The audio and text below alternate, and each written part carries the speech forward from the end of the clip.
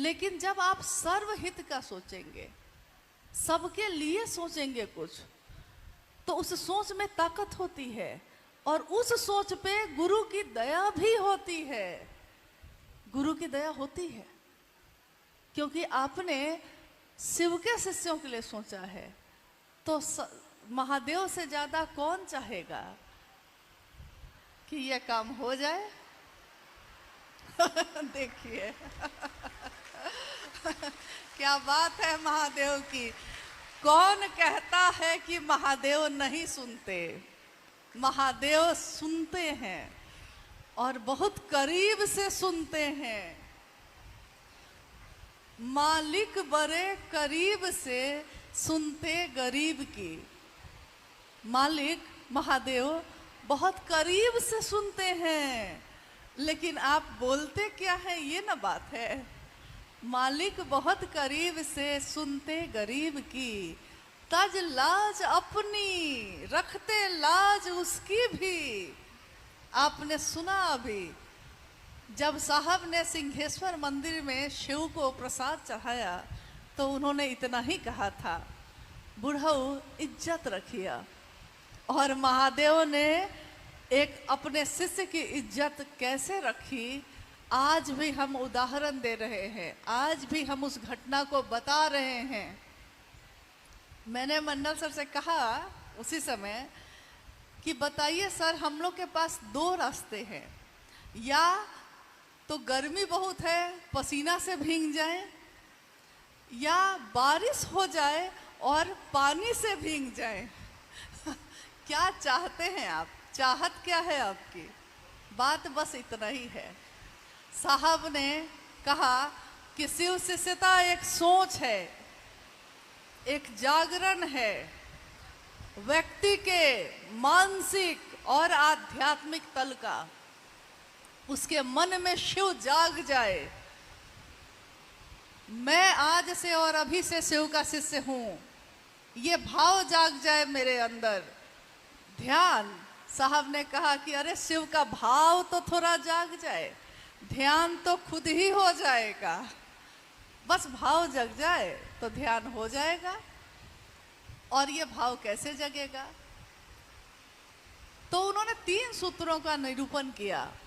ये 3 सूत्र जिस पे हम अभी बात कर रहे थे, आप भी सुन रहे थे, और लगातार हम अपने जीवन में इस काम को कर रहे हैं।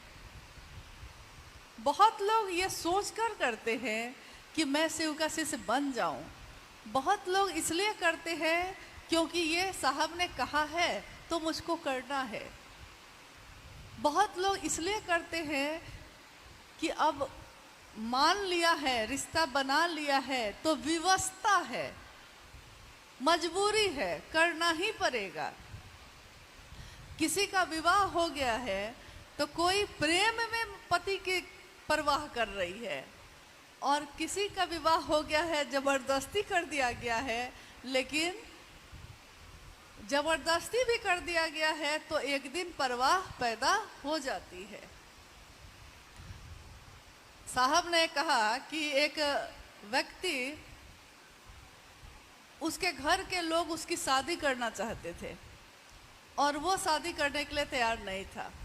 उसने कहा कि मैं विवाह नहीं करूंगा, लेकिन घर के लोगों ने जबरदस्ती एक लड़की से शादी तय कर दी और विवाह करा दिया। विवाह करा दिया, जबरदस्ती कराया था, इसलिए उसको उस लड़की के लिए रिएक्शन था, उस लड़की से विरक्ति थी, उसके तरफ देखना भी नहीं चाहता था।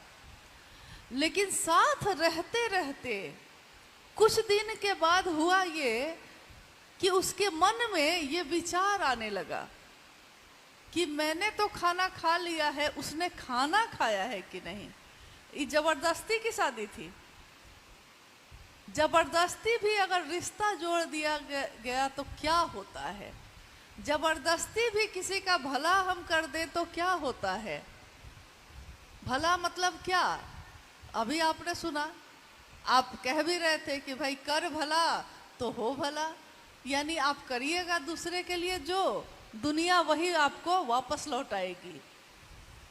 किसी दूसरे का भला अगर जबरदस्ती भी कर दिया जाए तो क्या होता है। इसका उदाहरण साहब श्री ने एक सच्ची घटना को बताकर दिया।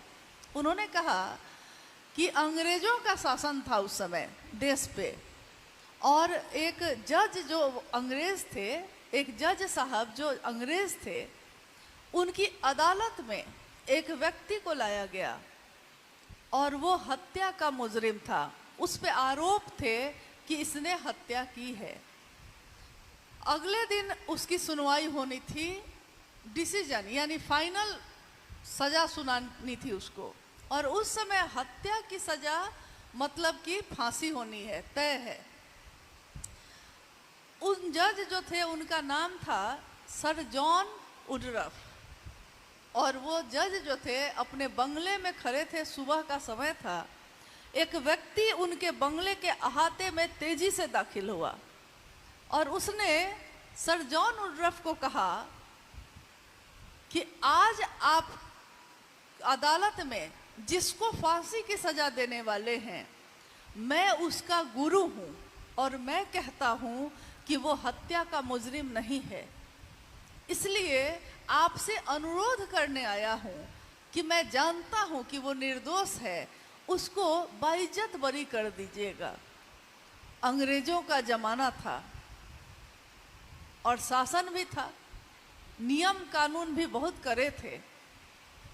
उस व्यक्ति के अनुरोध को सुनकर जज साहब ने कहा, सीधे बाहर निकलिए, गेट आउट, सीधे बाहर निकलो। तुम्हारी हिम्मत कैसे हुई मेरे पास आने की। वो व्यक्ति सीधे लौट के चला गया। जाते जाते उन्होंने कहा कि लेकिन आप वही लिखेंगे जो मैं चाहता हूं, जो मैंने कहा है। और ये कहते हुए वो बाहर निकल गए। अगले दिन अदालत बैठी, कार्रवाई पूरी हुई। ये मामला कुछ दिन बीत चुका, ये सब हो चुका। क्या हुआ?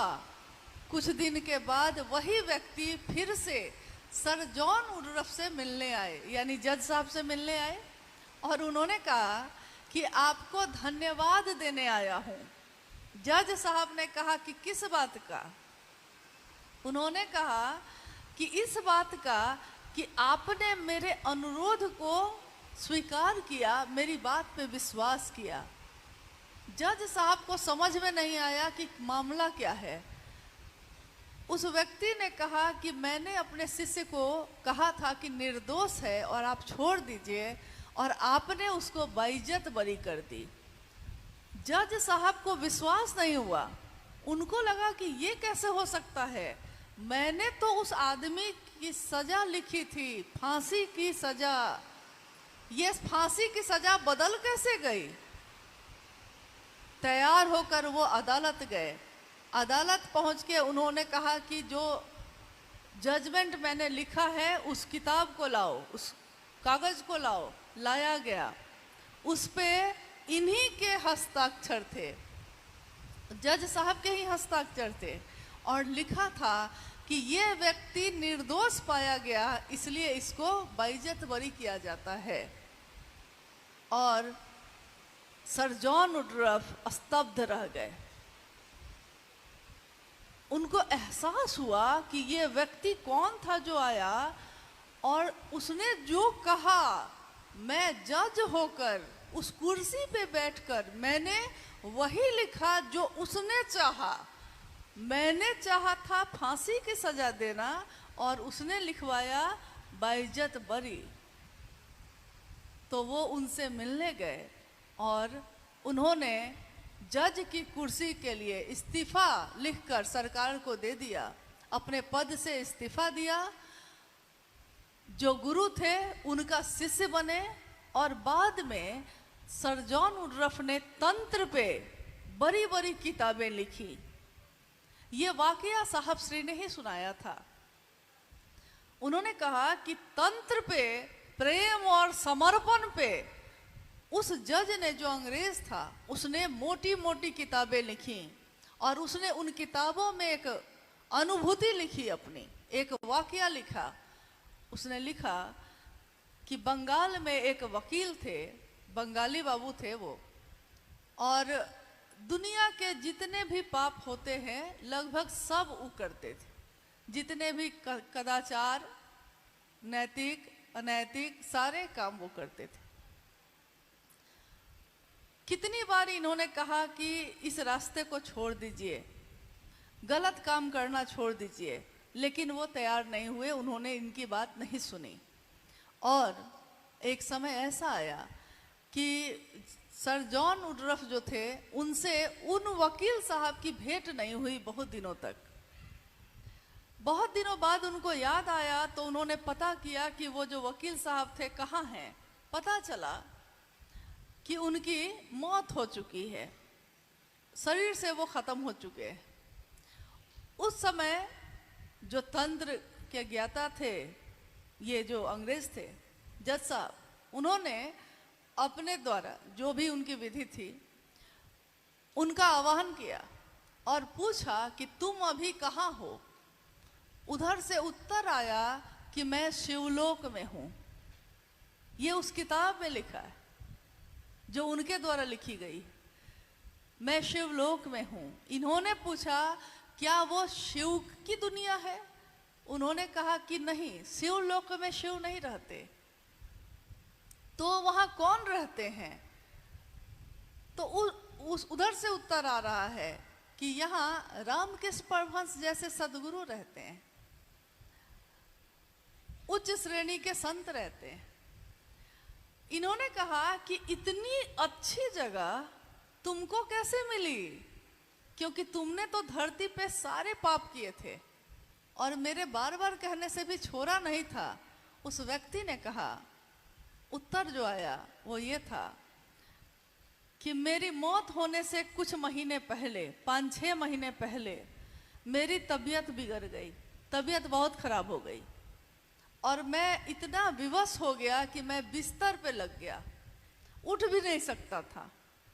मेरी पत्नी जो बहुत आध्यात्मिक थी, वो पूरे समय मेरी सेवा करती रही और उसने मुझको जितनी भी किताबें हैं ईश्वर से जुड़ी हुई, चाहे वो रामायण हो, शिव पुराण हो, महाभारत हो, गीता हो, जो जो उसको समझ में आया उसने मुझको बैठकर जबरदस्ती सुनाया। मेरा मन नहीं था सुनने का, मैं कान बंद करना चाहता था, लेकिन उसने जबरदस्ती सुनाया और इतना सुनाया कि मेरा मन जो इतना डूबा हुआ था पाप में, उस समय मेरे मन की प्रवृत्ति बदल गई और मैं ईश्वर से प्रार्थना करने लगा। फिर मेरी मौत हो गई और मुझको ये स्थान मिला। ये एक घटना है, एक वाकया है, लेकिन ये वाकया ये समझाता है कि जबरदस्ती भी किसी का भला करना पड़े तो कर देना चाहिए, क्योंकि क्या पता उसको समझ में नहीं है कि शिव को गुरु बनाना उसके पिछले कितने कर्म फलों को दग्ध करेगा, वो नहीं जानता, क्योंकि मन में अंधेरा फैला है। अंधेरा इस दुनिया में तो शाश्वत है, अभी तो दिन का समय है, लेकिन अगर ये बत्तियां हम बंद कर दें और सारे दरवाजे खिड़की बंद कर लें तो रोशनी होगी कि अंधेरा होगा? अंधेरा होगा। रोशनी को लाना पड़ता है और अंधेरा तो है ही, शाश्वत है।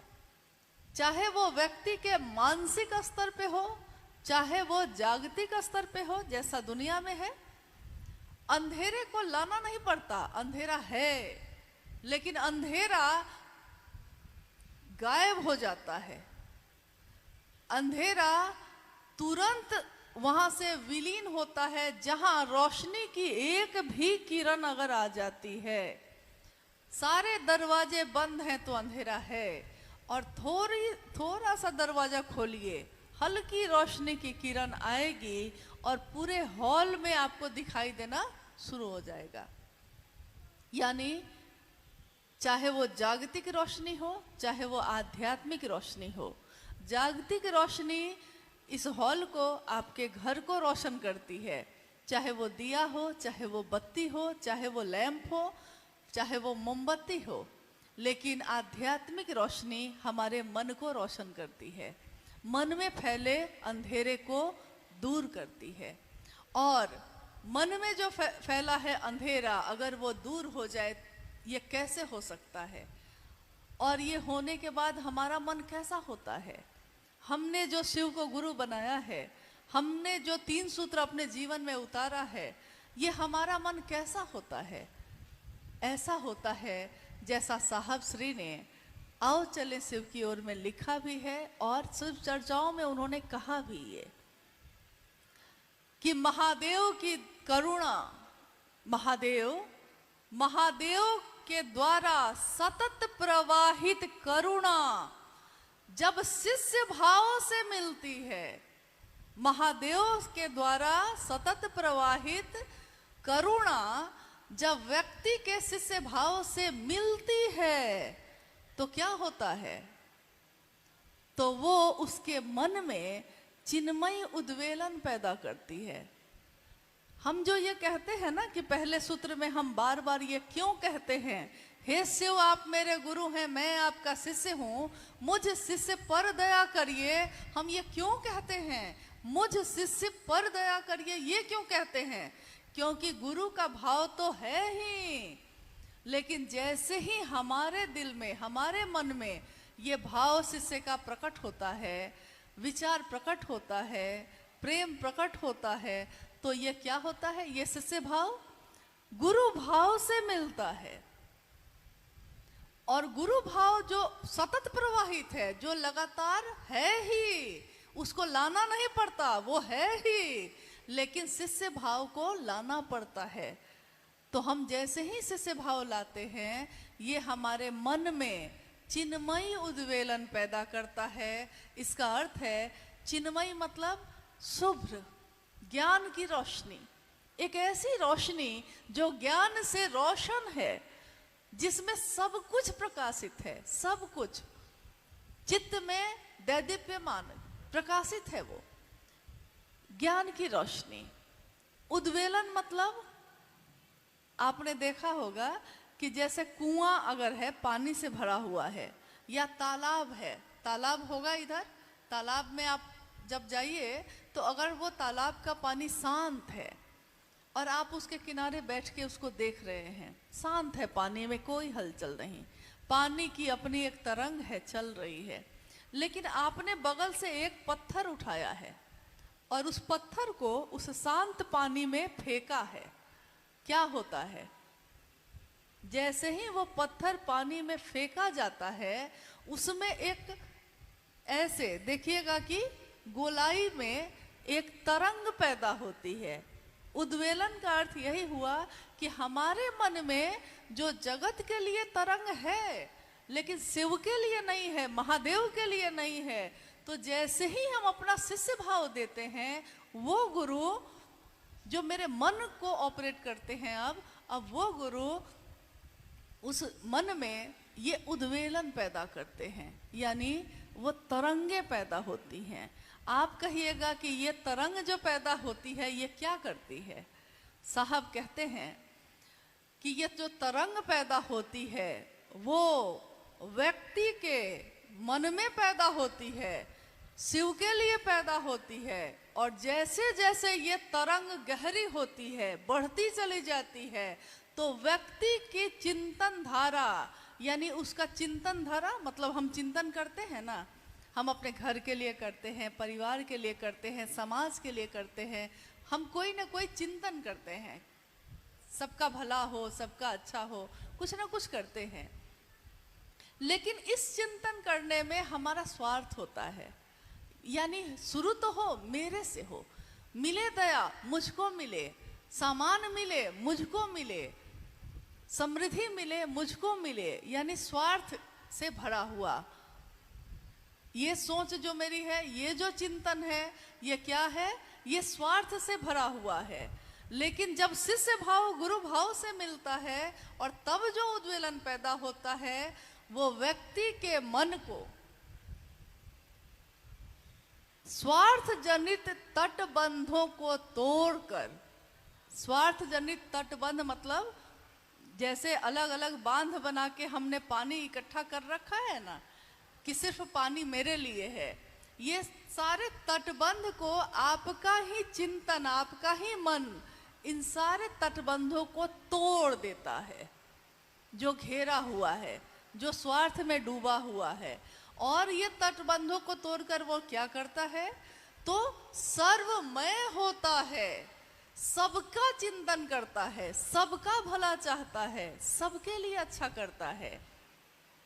और मन का भैरव, इसकी अगली पंक्ति है कि मन का भैरव दैविक, दैहिक, भौतिक, ये तीनों तरह के जितने भी कष्ट हैं, सारे कष्टों को अपने त्रिशूल से विदीर्ण करता है मन का भैरव। यानी अब हमारा वही मन जो बहुत कमजोर था, छोटी छोटी बातों पे जो रोता था, कोने में बैठ के हम रोते थे, पति ने कुछ कह दिया तो आंखों में आंसू हैं, पड़ोसी ने झगड़ा कर लिया तो बैठ के रो रहे हैं, घर में किसी ने कुछ कह दिया तो रो रहे हैं, परेशान हैं, तनाव में हैं, पागल हुए जा रहे हैं छोटी छोटी बातों पे। और आज बड़ी बड़ी बातें होती हैं, आप अपनी ही कानों से सुनते हैं कि किसी ने आपके लिए क्या क्या ना कह दिया, जबकि आपने नहीं किया है कुछ ऐसा। वो सारी बातें सुनते हैं आप, लेकिन आपके मन पे इन बातों का कोई प्रभाव नहीं। क्यों नहीं है? क्योंकि ये मन जो इतना कमजोर था, उसने शिव की संगति ली है, और शिव की संगति लेने के बाद ये मन अब कैसा है, तो मन का भैरव। भैरव मतलब जिसकी आवाज सुन के भी भय पैदा हो। भैरव शिव का के गण हैं ये। आवाज सुन के भी जिसके भय पैदा हो, आपका ही मन अब मन भैरव है। और वो क्या करता है, जब मन मजबूत होता है तो क्या होता है, दैविक, यानी कोई ऐसा कर्मफल जो हम कहते हैं ना पिछले जन्म से चला आ रहा है। हम कहते हैं कि इस जन्म में तो हमने कुछ ऐसा नहीं किया, तब भी क्यों भोग रहे हैं। तो हम में से कोई कहता है कि लगता है पिछले जन्म में कुछ किया होगा, यानी दैविक, जो ऊपर से ही आरोपित है आप पे, आपको भोगना ही पड़ेगा। दैविक और दैहिक, यानी इस देह का, इस शरीर का कुछ न कुछ, बीमार हैं, बीमारी हो गई, कुछ न कुछ हो गई, ठोकर लग गई, चोट लग गई, कुछ न कुछ हो गया। दैहिक, भौतिक, आर्थिक तंगी हो गई है, नौकरी छूट गई है, जमीन बिक गई है, हाथ में 1 रुपया नहीं है, यानी भौतिक। रहने को घर नहीं है, चलने को गाड़ी नहीं है, हर तरह से कष्ट ही कष्ट है आर्थिक रूप से, यानी भौतिक रूप से। लेकिन शिव का शिष्य होकर मन ऐसा भैरव होता है कि वो इन तीनों को, दैविक, दैहिक और भौतिक, तीनों तरह के कष्टों को एक साथ दग्ध करता है, एक साथ विदीर्ण करता है, सीधे उसको फाड़ देता है, खत्म करता है मामला। मन पे उसका असर होना बंद। बीमार है तब भी ठीक, बीमारी ठीक हो जाएगी, नहीं होगी तो क्या करेंगे, अब महादेव यही चाहते हैं। पैसा नहीं है, चलिए कोई बात नहीं है, अब निकल गए हैं, दूर नहीं जाएंगे तो कोई बात नहीं, बगल वाले से बात कर लेंगे, कोई फर्क नहीं पड़ रहा। पॉकेट में पैसा नहीं है, लेकिन अंदाज तो ऐसा है कि जैसे लगता है कि फकीरी में अमीरी की अदा लेकर आए हैं। फकीरी है लेकिन अदा कैसी है, लगता है कि जैसे कहाँ के अमीर आए हैं, इतना ताव है। कोई महादेव के लिए कुछ कह दे, उसके घर दोबारा नहीं जाएंगे, नहीं, ऐसा करते हैं ना हम लोग। यानी मन का भैरव अब क्या क्या करवा रहा है आपसे। और भौतिक मतलब पहले इस बात का असर होता था कि बगल वाले का घर 3 मंजिला बन गया और हम लोग 1 ही मंजिल पे हैं, उसका घर जो है उस पर टाइल्स लगा हुआ है और मेरे घर की दीवार पे मिट्टी लगी हुई है। पहले मन पे इसका असर था, अब है, अब होता है ये असर, कोई फर्क पड़ता है क्योंकि मन ये समझ गया कि रहना नहीं है, देश वीराना है। हम आए हैं महादेव के पास से, महादेव का काम करेंगे, महादेव महादेव करेंगे और वापस लौट जाएंगे। ठीक वैसे ही जैसे यहाँ आने के लिए, एक छोटी सी यात्रा में आने के लिए न आप अपना घर लाए, न अपना टीवी लाए, न अपना फ्रिज लाए, न अपना कोई भी सामान लाए, क्योंकि आपको पता था कि छोटी सी यात्रा है, क्या लेकर जाएंगे, जो लेकर जाएंगे वो बोझ बनेगा, इसलिए छोड़िए। और ऐसे भी तो बटा ही जाएगा। ये भी समझ आ गई कि जैसे ही ये शरीर खत्म होगा, अपने ही लोग बाँट उठ के रेडी हो जाएंगे, तैयार हो जाएंगे। यानी ये समझ, पूरी की पूरी समझ। अब इसी समझ के लिए पूर्व में साधु संतों ने, या आज भी कितने लोग हिमालय की गोद में जाते हैं, अपना घर गृहस्थी छोड़ देते हैं, हिमालय में जाके साधना करते हैं। एकांत हो, कहीं कोई हलचल नहीं हो, कोई आवाज नहीं चाहिए, महादेव पे ध्यान मेरा टिक जाए, ऐसी जगह चाहिए। तो गुफा में बैठे हैं, तो हिमालय पे बैठे हैं, तो घोर घनघोर जंगल में जाके बैठे हैं। और हम आप कहाँ बैठे हैं? हम आप कहीं नहीं गए। हमने कोई हिमालय घूमने के लिए गए हैं, रहने नहीं गए। नहीं, जंगल घूमने के लिए गए हैं, जंगल में समाधि लगाने नहीं गए। न हमने घर छोड़ा, न हमने गृहस्थी छोड़ी, न हमने अपने दैनिक कामों को छोड़ा, किसी भी चीज को छोड़ा नहीं। बस इतना भर किया है कि हर चीज में महादेव को लेकर आ गए हैं। महादेव पल पल में है, महादेव मेरे घर के मालिक, महादेव मेरे घर के मुखिया। अब बोलते हैं हम, जब कोई पूछता है कि महादेव को गुरु बनाए हुए कितना साल हो गया, तो हम बताते हैं घर में कौन कौन है। तो अब हम कहते हैं कि 5 लोग हैं। तो सामने वाला कहता है कि आपके घर में तो दिखता है आप और आपकी पत्नी और 2 बच्चे दिखते हैं, और आप कह रहे हैं कि 5 लोग हैं। तो हम कहते हैं उसको, हाँ 5 लोग हैं, क्योंकि मेरा महादेव, मैं, मेरी पत्नी और मेरे 2 बच्चे, ये 5 लोगों का परिवार है। लेकिन एक समय ऐसा भी था जब हमारा मन ये नहीं समझता था। उस समय हमारा मन यही समझता था परिवार मतलब यही होता है, ये 4 लोग बस। आज अगर कहते हैं कि आपके परिवार में कितने लोग हैं, तो हम कहते हैं कि गिनती नहीं हो सकती भाई साहब। ये धरती हमारा जो है, धरती हमारा फर्श है, यानी धरती है, फर्श है, और आकाश जो है वही हमारी छत है। क्योंकि अब इस परिवार में इतने लोग हैं, इतने लोग हैं कि इसका घर कंक्रीट का नहीं बन सकता। छोटे से छोटे या बड़े से घर में भी अब शिव के शिष्य नहीं समा सकते। क्यों हुआ ये? क्योंकि कभी कुछ लोगों ने साहब की इस बात को सुना भी और समझा भी, और उनकी बातों को सुनकर समझकर वो निकल गए। गली गली, गांव गांव जाकर उन्होंने अपने गुरु के नाम का झंडा बुलंद किया।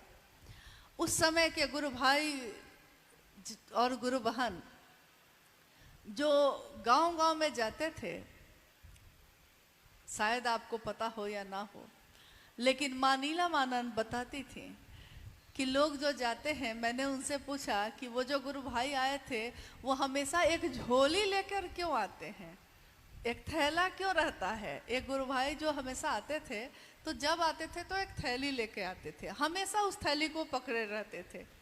तो माँ नीलमानंद जी ने कहा कि उस थैली में जानती हो क्या है? एक शिष्यानुभूति है, 3 सूत्र का कार्ड है, और साहब ने जो लिखा है ना कि शिव आज भी गुरु हैं, मैंने परीक्षा की है, आपकी परीक्षा प्रार्थनीय है, उसका स्टिकर है। और ये लोग जहाँ जाते हैं, जिसके नाम की घोषणा करते हैं, उसको शिष्यानुभूति देते हैं पढ़ने के लिए, और कहते हैं कि इसको पढ़िएगा। सामने वाला कहता है कि पैसा लगेगा क्या? तो गुरु भाई कहते हैं कि नहीं, इसका मूल्य है आपका शिष्य से होना, यही मूल्य चुका दीजिएगा। और शायद सामने वाला समझता भी नहीं कि कितना बड़ा मूल्य है ये, कितनी बड़ी कीमत मांगी गई है ये। एक बार शिव का जो हो गया फिर वो कहाँ जाएगा। एक बार जो शिखर पे चला गया वो अब चलेगा तो नीचे ही चलेगा ना, क्योंकि उससे ऊपर तो अब कुछ भी नहीं है। महादेव जो गुरु हैं, महादेव जो जगत के गुरु हैं, आज मेरे आपके गुरु हुए हैं।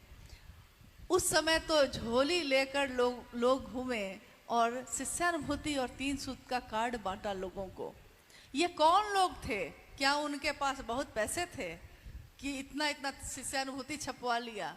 उस समय तो संस्था भी नहीं बनी थी, ट्रस्ट भी नहीं बना था। अब है 2007 में 3 संस्था और न्यास बने जो महादेव के काम को बढ़ाने के निमित्त साहब के द्वारा बनाए गए, और आज भी वो इस काम को कर रहा है और तेज गति से हो रहा है ये। लेकिन जब का ये मामला है, उस समय तो ये भी नहीं था।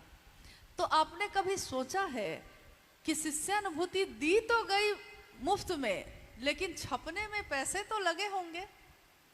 एक बार साहब ने कहा कि यार अगर मैंने ये सोचा होता कि पैसे ही कमाने हैं मुझको, तो शिष्यानुभूति की कीमत 10 रुपए रख देता और आज मैं अरबपति होता। क्योंकि इतनी कॉपी इसकी बटी है कि जिसकी कीमत 10 रुपए भी अगर होती तो आज मैं अरबपति होता और आलीशान जगह पे रहता। लेकिन ये मेरी चाहत नहीं, मेरी इच्छा नहीं है।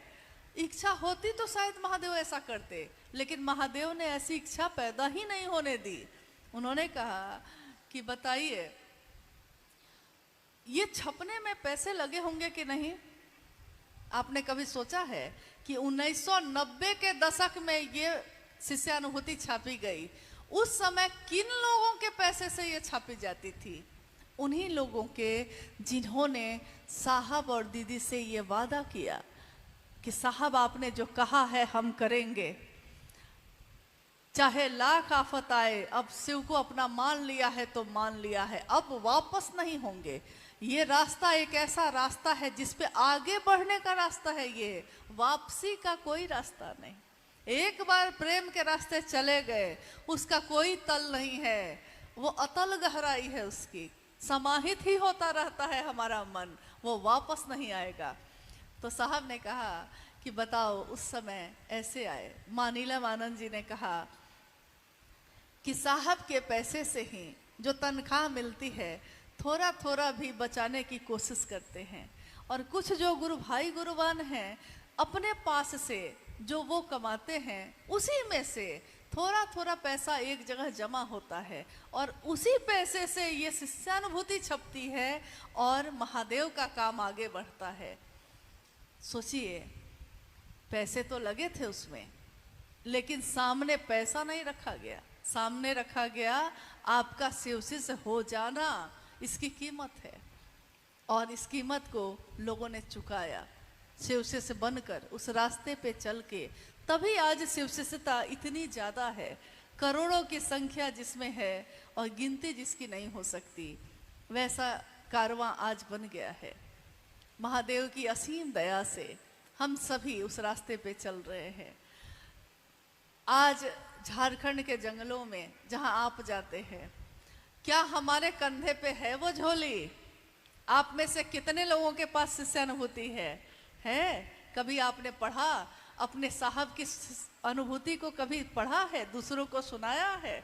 क्या अपने साहब के इस दर्द को बांटा लोगों में? क्यों बांटा है तो बहुत अच्छा, और अगर नहीं बांटा है तो अनुरोध है कि इसको जरूर, नहीं पढ़ने आता है तो कोई बात नहीं। मेरे आंखों के सामने की ये घटना है। कितने लोग ऐसे आए जिन्होंने साहब और दीदी से ये कहा कि हमको पढ़ने नहीं आता दीदी, हम क्या पढ़ेंगे, हम तो अनपढ़ हैं। माँ नीलम आनंद जी ने कहा कि अक्षर नहीं आता है तो कोई बात नहीं, साहब की अनुभूति है ना, इसको अपने तकिया के नीचे रख के सो जाना।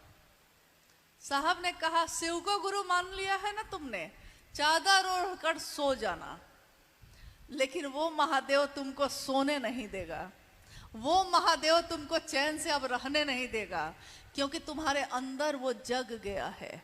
और जब घर में कोई जग जाए तो दूसरे अगर सोए हुए रहते हैं तो आप बेचैन होते हैं।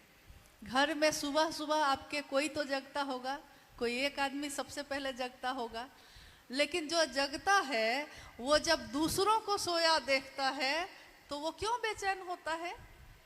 उसको तो नहीं होना चाहिए, उसको तो सोचना चाहिए और अच्छा है, और सो जाओ 2 घंटा, आराम कर लो। लेकिन ऐसा नहीं होता। आप शरीर से सोए हुए देख रहे हैं किसी को तो आप बेचैन है। पिताजी आवाज लगाते हैं, अरे उठो स्कूल जाओ। माँ आवाज लगाती है, कुछ नहीं बस चलता है, बच्चा उठ ही नहीं रहा है, उठ ही नहीं रहा है। तब क्या करती है? पहले तो चादर खींचती है, पैर हिलाती है, तब भी नहीं उठता है। तब क्या करती है? 2 झापर सोए में लगाती है, 2 थप्पड़। हाँ, उठ नहीं रहा है। स्कूल खुल गया, सब चले गए, सूर्योदय हो गया, खेत पे चले गए, ये नहीं जा रहा है। क्यों बेचैन हुए आप? क्योंकि एक व्यक्ति अगर जग जाता है और देखता है कि सारी दुनिया सोई है, फिर उसको चैन नहीं है। जो साहब के साथ हुआ, साहब ने शिव को गुरु बनाया और उन्होंने देखा कि शिव तो जगा हुआ है लेकिन ये सारी दुनिया सोई है। शिव तो जगा हुआ है लेकिन दुनिया के लोगों में वो शिव सोया हुआ है। ये जगत, ये दुनिया जगी हुई है और महादेव सोया हुआ है।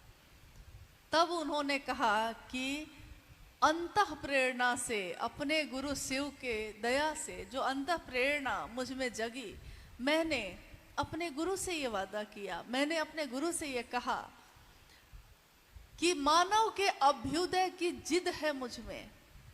अभ्युदय मतलब हमारा उन्नयन हो, हमारा परिमार्जन हो, हमारा जीवन जो ये इंसान का मिला है महादेव की दया से, ये जानवर की तरह नहीं बीत जाए, एक पशु बन के हम न रह जाएं, हम जीव से शिव बन सकते हैं। और ये संभावना एकमात्र इंसान में है। जीव मतलब इस मामले में इंसान में। जीव से शिव बनने की संभावना और किसी रचना में नहीं है। और जितनी भी योनियां हैं, जितने भी जन्म हैं, सब उस जन्म में आएंगे और खत्म होंगे। लेकिन इंसान की योनि एक ऐसा उसका जीवन है जिसमें ये संभावना है। ठीक वैसे ही जैसे किसी बीए में ये संभावना होती है कि उसमें एक पौधा निकलेगा, लेकिन बिया अगर रख दीजिए तो सड़ जाएगा, पौधा निकलेगा उसमें से। उसको आग में डाल दीजिए तो जल जाएगा, पौधा निकलेगा उसमें से। लेकिन अगर उसको धरती में लगा दीजिए, पानी से सींच दीजिए, थोड़ी परवाह कर दीजिए उसकी, तब उसमें पौधा भी निकलता है, बालियां भी होती हैं और अनाज से मन की, तन की भूख भी मिटती है। अभी भाई सोमेंद्र जी कह रहे थे कि हमारे मन की भूख, हमारे मन के तल पे जो भूख है उसकी बात हो रही थी। ये मन में कैसी भूख है जो खत्म नहीं होती? रक्त बीज की तरह ये इच्छा हमारे मन में पैदा होती ही रहती है। तो हम सोचेंगे कि हमारे मन में जब इतनी इच्छा पैदा होती है, खत्म ही नहीं होती है, एक खत्म हुई कि दूसरी पैदा, दूसरी खत्म हुई तो तीसरी पैदा, खत्म ही नहीं होती। जमीन ले लिए हैं तो घर बनाएंगे, एक घर बना लिए हैं तो अब 2 मंजिला घर बनाएंगे, 2 मंजिला घर बना लिए हैं तो अब दूसरा जमीन भी कर देंगे। यानी रक्त बीज एक राक्षस का नाम था। अभी देखिए नौ दुर्गा का व्रत होने वाला है, माँ दुर्गा की पूजा अगले महीने में होने वाली है। महिषासुर मर्दिनी, असुरों का जो संहार जिन्होंने किया, शिव की शक्ति, शिव की भगवती जिसने असुर प्रवृत्तियों का संहार किया, उसी में है। एक ये भी वाकया है कि जो भी असुर आए, असुर मतलब लोग समझते हैं राक्षस, ये एक प्रवृत्ति है, जानवर जैसी, इंसानों के जैसी नहीं। इंसानों में तो प्रेम होता है, सहानुभूति होती है, करुणा और ममता होती है। लेकिन किसी में अगर राक्षसी प्रवृत्ति हो तो वो हमेशा दूसरे का दुख चाहता है, हमेशा दूसरे को कष्ट देना चाहता है। यानी ये क्या है इंसान, लेकिन उसकी प्रवृत्ति राक्षस की है। तो राक्षस प्रवृत्तियों को जो संहार करती है वो शिव की शक्तियां हैं। शिव की शक्तियां जो जागृत हैं आज, शिव की शक्तियां कौन हैं? माँ भगवती तो हैं ही, लेकिन शिव की शक्ति अगर आपके अंश में नहीं आई तो आप कैसे महादेव का काम करते हैं, हम कैसे महादेव का काम करते हैं? क्योंकि हमारी इच्छा तो है, लेकिन उस इच्छा में शक्ति नहीं हो तो हम काम नहीं कर सकते। इच्छा शक्ति जिसको हम कहते हैं, इच्छा में ताकत नहीं हो तो हम चल सकेंगे, हम काम कर सकेंगे? नहीं कर सकेंगे। एक बार एक जिज्ञासा आई थी साहब के पास कि हम भगवती की पूजा करें या ना करें। शिव का शिष्य होकर हमको भगवती की पूजा करनी चाहिए कि नहीं करनी चाहिए? तो साहब ने कहा कि पहले ये तो जान लो भगवती कौन है। शिव की ही तो शक्ति है, न वो शिव से अलग है न शिव उनसे अलग है, क्योंकि शिव का ही प्रकटीकरण है वो, तो अलग थोड़े ही है। लेकिन शिव की पूजा सबकी पूजा, उसमें उनकी सारी शक्तियाँ, समस्त शक्तियाँ उसी में प्रकट होती हैं, उसी में विलीन होती हैं, और उसी का प्रकटीकरण हम और आप भी हैं। हमारा मन भी उसी तरह चलता है। चलिए, आज जो ये संगोष्ठी है उसमें अब ये समापन की तरफ है, लेकिन हम लोग जिज्ञासाओं पे बात कर लेते हैं। अगर कोई जिज्ञासा आई है, जिज्ञासा का अर्थ होता है जो आपके मन में पैदा हुई हो। अगर आपके मन में ये पैदा हुई है तो उसका उत्तर जितना भर आता है देने की कोशिश हम लोग करेंगे, क्योंकि ये गुरु का मंच है, इस पे कोई विद्वान नहीं है, कोई बहुत ज्ञानी नहीं बैठा है। जैसे आप शिव के शिष्य, वैसे हम भी शिव के शिष्य, और हम सभी गुरु भाई गुरु बहन जितना भर हमने अपने साहब से जाना है महादेव के बारे में, उतना भर दूसरों से बताने की कोशिश करते हैं। कहते हैं कि जितना जाना है उतना भर तो बताइए। खुद अपने ही सीने में दफन करके रह जाएंगे तो किसी का भला नहीं होगा। तो जितना जाना है, जितना पाया है, दूसरों में बांटने की कोशिश की जानी चाहिए। आइए हम जिज्ञासा पे चलते हैं।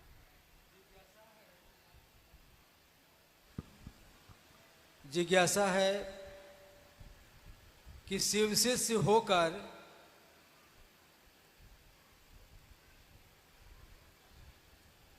नहीं, शिव शिष्य बनकर कुछ लोग पूजा पाठ और झाड़ फूक तथा अन्य क्रियाएं करते हैं, जबकि साहब ने कहा है कि 3 सूत्र करना है और ये लोग नहीं मान रहे हैं। क्या करें और ये कहाँ तक उचित है? जिज्ञासा तो आपने सुन ही ली है। जिज्ञासा ये है कि शिव का शिष्य बनकर हो, पहले इन्होंने कहा होकर, लेकिन तुरंत इनको लग गया कि हाँ गलत है ये, हो जो जाएगा वो तो ये काम करेगा ही नहीं। जो शिव शिष्य होगा वो तो शिव के नाम पे ये सारे व्यापार करेगा ही नहीं। यानी शिव शिष्य बन के, तो बन के मतलब मुखौटा लगाकर कि मैं भी गुरु भाई हूँ, मैं भी गुरु बहन हूँ, मैं भी शिव का शिष्य हूँ, कह के आप ही के बीच बैठेगा और आप ही के मन को शिव की चर्चा से हटाकर कभी झाड़ फूक, कभी ओझा गुनी, कभी कुछ समझाने लगता है। यानी शिव की चर्चा के नाम पे ये सारी चीज़ें होने लगती हैं।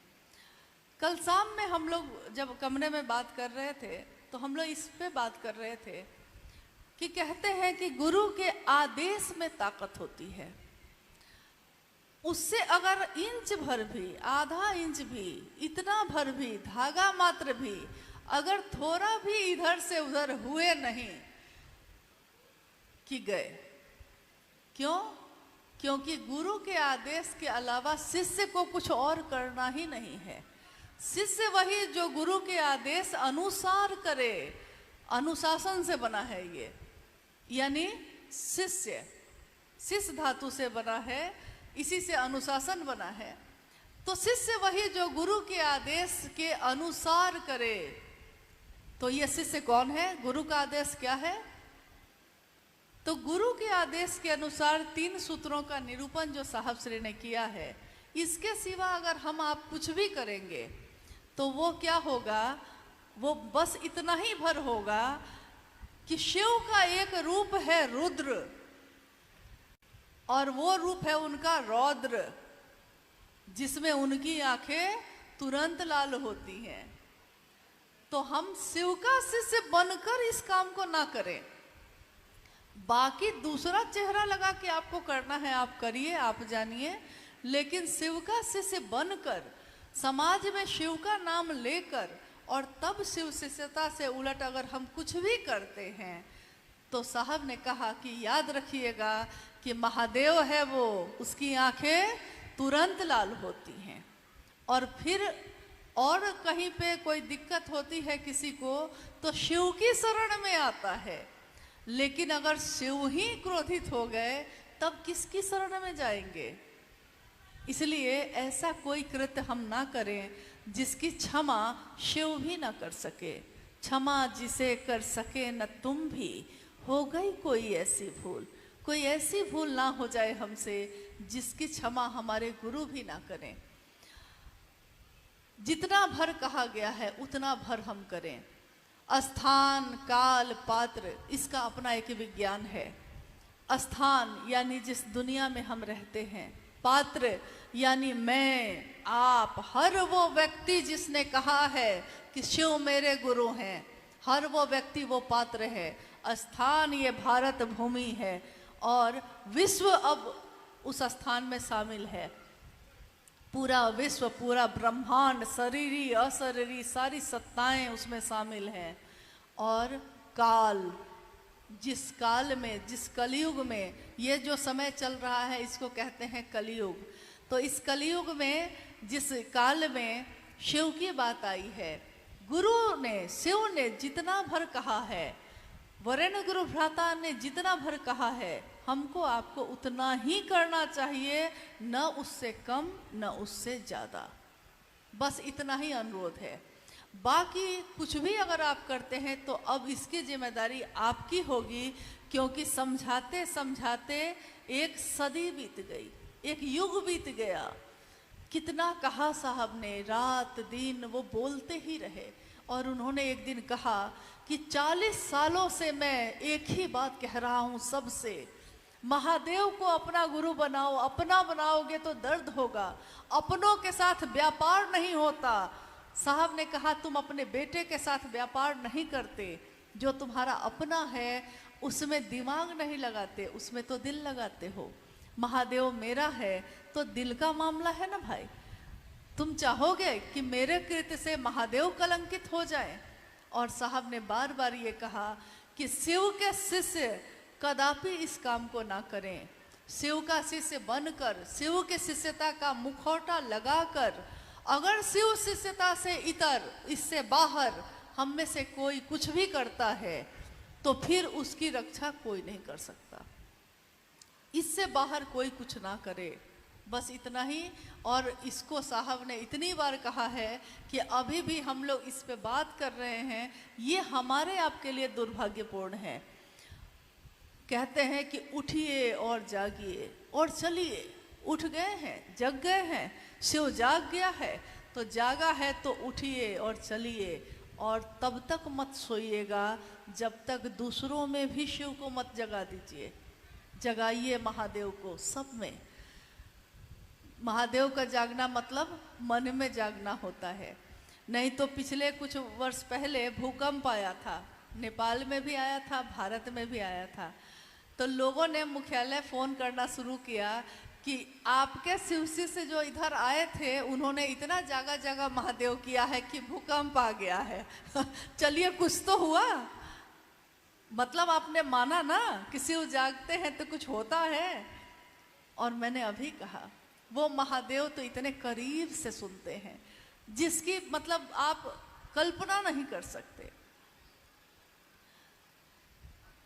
आंसू लेकर कोई शिष्य अपने गुरु को पुकारता है और कहता है, ये माँ नीलम आनंद जी की डायरी में लिखी हुई कुछ पंक्तियां हैं। एक शिष्य अपने गुरु को पुकारता है, उसको कष्ट होगा तब भी वो गुरु को पुकारेगा, उसके मन में, उसके जीवन में सुख आएगा तब भी वो गुरु को पुकारेगा, और जब कोई सहारा नहीं होगा तब भी वो गुरु को ही पुकारेगा। तो वो पुकारता है कि आंसू का उपहार महागुरु आज चढ़ाने आया हूँ। आंसू जो मेरी आंखों में है, महागुरु महादेव, मैं वो आंसू लेकर आपके पास आया हूँ, क्योंकि मेरे पास अब कुछ भी नहीं। इस जगत में जो चीज़ें होती हैं मेरे पास नहीं है अब ये, तो मैं क्या लेकर आया हूँ आपको।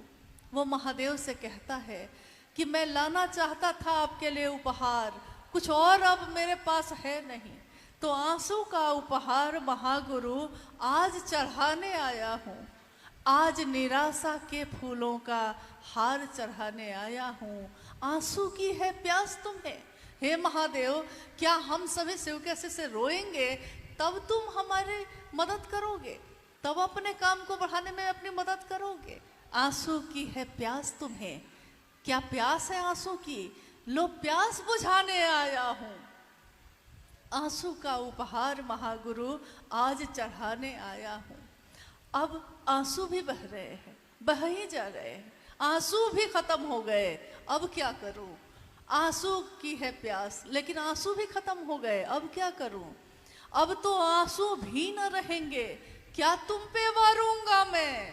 अब तो मेरे पास ये आंसू भी अब खत्म हो रहे हैं, आंखों से बहते बहते ये आंसू भी खत्म हो जाते हैं, आंखें सूख जाती हैं।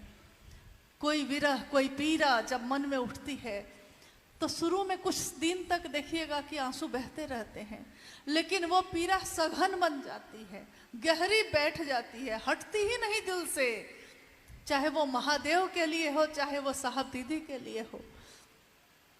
तो हम कहते हैं कि अब तो आंसू भी न रहेंगे, क्या तुम पर वारूंगा मैं।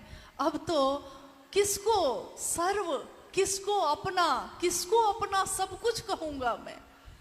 उठता है विश्वास तुम पर भी, तुमसे भी, क्योंकि सब जगह से निराश हो रहा हूँ, टूट रहा हूँ, तो तुम पर से भी विश्वास उठ जाता है। महादेव तुम हो कि नहीं, महादेव तुम विश्वास करते हो कि नहीं, महादेव तुम मदद करते हो कि नहीं। उठता है विश्वास तुमसे भी, लेकिन फिर सोचता हूँ किस पे विश्वास करूंगा मैं।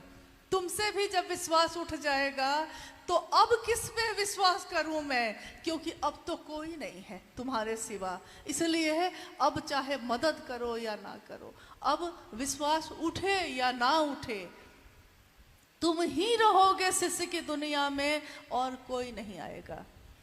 लोग आएंगे, लोग जाएंगे, मेरे इस जीवन का क्या है, आपके इस जीवन का क्या है। कितने लोग मिले, कितने लोग चले गए, कितने तारे उगे इस धरती पे, इस आकाश में, और कितने तारे आकाश से टूट टूट कर गिर गए। लेकिन आकाश कभी शोक नहीं मनाता, आकाश कभी गम नहीं करता कि किसने मेरा साथ छोड़ा और किसने साथ पकड़ा। चलने वाला आंधियों में भी चलता है, अपने गुरु के विश्वास पे चलता है, और गुरु की दया कांटों को फूल में बदलती है। कैसे बदलती है, ये आध्यात्मिक ऊर्जा कैसे काम करती है। हम तो कहानी सुनते हैं कि मीरा को उसके ही देवर ने जहर दे दिया, क्योंकि महल की प्रतिष्ठा जा रही थी, गलियों में घूम रही थी वो। तो महल की रानी गलियों में जब घूमने लगी तो घर की प्रतिष्ठा जा रही थी, जहर का प्याला दे दिया। प्याले में क्या था, जहर। पिया तो क्या पिया, जहर, लेकिन उसके मन पे इस जहर का तो कोई असर नहीं था। तो वो जहर पीकर भी अमृत बना रहा, वो जहर पी भी गई तो अमृत बना रहा। तो दुनिया जहर देती है और महादेव की दया उसको अमृत बनाती है। दुनिया आपको गिराना चाहती है और महादेव की दया हाथ बढ़ाकर आपको अपने साथ लेकर चलती है। और किसका साथ चाहिए आपको। साहब ने तो कहा कि आओ चलें शिव की ओर, आओ। उन्होंने नहीं कहा कि जाओ, उन्होंने कहा आओ मेरे साथ आओ। और जब आपको उनका साथ मिला है, अब किसकी जरूरत है? तो अब जो आए सेवका शिष्य बनकर झुकिए। झुकना जो सीखता है महादेव के लिए, दुनिया उसके सामने झुकती है। झुकिए महादेव के लिए, चाहे वो महादेव का नंदी है, झुकिए। महादेव का है ना, वो सांप है, वो महादेव का है, लेकिन याद रखिएगा सड़क का सांप नहीं। तो झुकिए, क्योंकि आप महादेव के लिए झुकते हैं, आप किसी व्यक्ति के लिए नहीं। साहब ने कहा कि आप प्रणाम करते हैं किसी को, एक प्रणाम और अनेक परिणाम। ये वाक्य उन्होंने कहा तो हम लोगों ने उसके बैनर बनवा दिए, पोस्टर लगवा दिए कि एक प्रणाम के अनेक परिणाम होते हैं। क्योंकि एक प्रणाम जो आप करते हैं किसी को और उसके मन को शिव की तरफ लेकर चले जाते हैं, ये मामूली बात नहीं है। आप झुके हैं ना, प्रणाम करने के लिए झुके हैं आप किसी के आगे, आप उसके लिए नहीं झुके, आप अपने महादेव के लिए झुके। और इसमें मुझको या आपको, किसी भी शिव शिष्य को कोई लज्जा नहीं। हम अपने महादेव के लिए झुके हैं, झुके रहेंगे। आप भी शिव का शिष्य बनेंगे तो समझेंगे कि झुकने में क्या आनंद है। झुकने में कोई पीड़ा नहीं, झुकने में आनंद है। लोगों के लिए हित सोचने में कोई दुख नहीं, इसमें आनंद है, सुख है। क्योंकि जो आप दूसरे को दीजिएगा, इस काल का, इस समय का, इस दुनिया का ये विधान है कि जो दूसरे को दीजिएगा वही आपको वापस मिलेगा। मिलता है कि नहीं मिलता है? आपने दूसरे को पीड़ा दी है, आप सुख की नींद नहीं सो सकते। आपने दूसरे को सुख दिया है, आप सुख की नींद आपको नसीब है। आप जिस दिन सुबह से रात तक के अपने जीवन को देखिए, उस जीवन में अगर आपने किसी की मदद की है बिना सोचे हुए, किसी की इतनी सी मदद, थोड़ी सी, आपने देखा है कि कोई वृद्ध आदमी सड़क के किनारे खड़ा है और रास्ता पार करना चाहता है, बस इतनी ही मदद की है आपने उसकी। आप बड़े हैं, आपने उसका हाथ पकड़ा है और कहा कि बाबा चलिए मैं पार करा देता हूँ, और आप उसके साथ रास्ता पार करा देते हैं उसको। वो चला गया, 10 कदम ही तो आप उसकी मदद किए थे, 10 कदम ही तो चले थे उसके साथ, लेकिन उस दिन का पूरा दिन आपका आनंद में बीतता है। आनंद सुख से भी जो बढ़ के है। सुख है तो दुख आ सकता है, आनंद हो तो न सुख आता का पता चलता है न दुख का, कुछ पता नहीं चलता। यानी और किसी को आपने अपशब्द बोल दिए हैं, हो सकता है उसका दोष हो सकता है उसका दोष ना हो। किसी को आपने नीचा दिखा दिया है, किसी को आपने रूखा बोला है। आप कहिए, आप सोचिए, क्या उस दिन आपका मन चैन में है? आप सुखी हो गए ऐसा करके? आपके मन में, आपके जीवन में आनंद आया? नहीं आया ना? तो क्यों इस फेरा में पड़े हैं हम लोग? महादेव दीजिएगा तो महादेव मिलेंगे, ये तो साहब ने कहा। दूसरों को शिव का शिष्य बनाओगे तो खुद शिव का शिष्य बनोगे, ये तो साहब ने कहा। और उनकी बात में ताकत है। ये शिव की शक्तियों की बात जो हम कह रहे हैं, उस इच्छा में, उस सोच में ताकत है। जो उस सोच के साथ जुड़ेगा, चलेगा, उसको ताकत, उसको सामर्थ्य उसके गुरु ही देते हैं, क्योंकि उस बात में ताकत है। करके तो देखिए, गुरु के वाक्य में ताकत होती है और किसी चीज में नहीं। करके तो देखिए।